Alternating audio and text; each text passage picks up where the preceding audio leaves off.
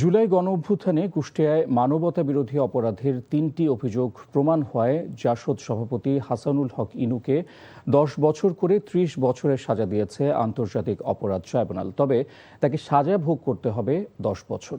একই সাথে ৬ জনকে হত্যাসহ অন্য ৫টি অভিযোগ প্রমাণিত না হওয়ায় সেসব অভিযোগ থেকে তাকে খালাস দেওয়া হয়েছে। বিচারপতি নজরুল ইসলাম চৌধুরীর নেতৃত্বাধীন ট্রাইব্যুনাল ২ আজ এই রায় ঘোষণা করেন। সাজা বৃদ্ধি চেয়ে আপিল করার কথা জানিয়েছেন চিফ প্রসিকিউটর, আর সাজা প্রত্যাখ্যান করেছেন ইনুর পরিবার। রিপোর্ট করছেন হাসান জাবেদ। প্রতি সপ্তাহে সর্বোচ্চবার বিকাশ পেমেন্টে 50 জন হবেন পেমেন্ট চ্যাম্পিয়ন। জিতে নিন টিভি সহ আকর্ষণীয় সব প্রাইজ। জুলাই আগস্ট আন্দোলনে কুষ্টিয়ায় ৬ জনকে হত্যাসহ ৮টি অভিযোগ আনা হয়েছিল জাসদ সভাপতি হাসানুল হক ইনুর বিরুদ্ধে। দীর্ঘ বিচারিক প্রক্রিয়া শেষে রায় ঘোষণা উপলক্ষে ইনুকে ট্রাইব্যুনালের হাজতখানায় নেওয়া হয়। রায় ঘোষণার আগ মুহূর্তে এজলাসের কাঠগড়ায় নেওয়ার সময় হাসানুল হক ইনুকে কিছুটা উত্তেজিত দেখা যায়।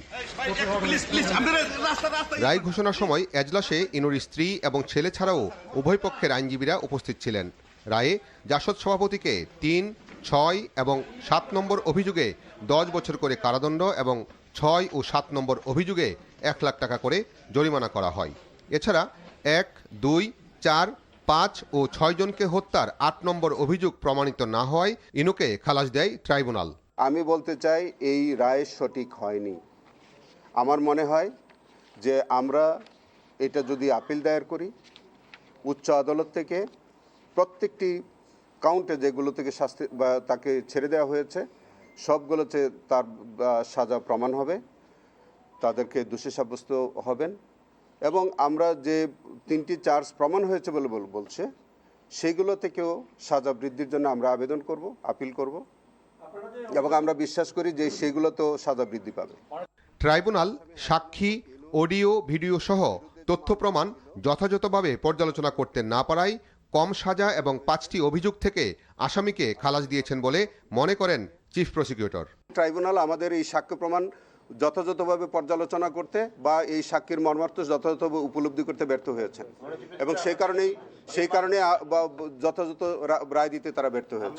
শেখ হাসিনার সাথে পরামর্শ করে জঙ্গি টেক দিয়ে এতগুলো মানুষ, নিরীহ মানুষকে নির্বিচারে গুলি করে হত্যা করলেন, এখন তাকে খালাস দিয়ে দিলে অথবা 10 বছর সাজা দিলে আমরা খুশি হব। প্রতি সপ্তাহে সর্বোচ্চবার বিকাশ পেমেন্টে 50 জন হবেন পেমেন্ট চ্যাম্পিয়ন। জিতে নিন টিভি সহ আকর্ষণীয় সব প্রাইজ। রাজনৈতিক প্রতিহিংসা হিসেবে হাসানুল হক ইনুকে সাজা দেওয়া হয়েছে উল্লেখ করে রায় প্রত্যাখ্যান করেন তার স্ত্রী। ৭১ সালে যুদ্ধ অপরাধীদের বিচারের জন্য যে ট্রাইব্যুনাল গঠন করা হয়েছিল, ইউনূস সরকার সেই ট্রাইব্যুনালকে ক্ষমতার অপব্যবহার করে সেই ট্রাইব্যুনালে ৭১-এর মুক্তিযোদ্ধাদের বিচার করছে এবং রায় প্রদান করছে। এটাকে আমরা মনে করি আইনের নিকৃষ্টতম অপব্যবহার এবং নিকৃষ্টতম অবিচার। আমরা এই রায় প্রত্যাখ্যান করি।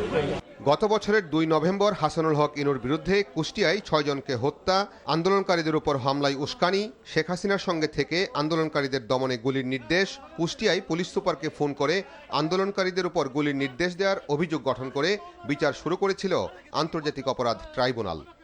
Hasan Javed, NTV news, Dhaka.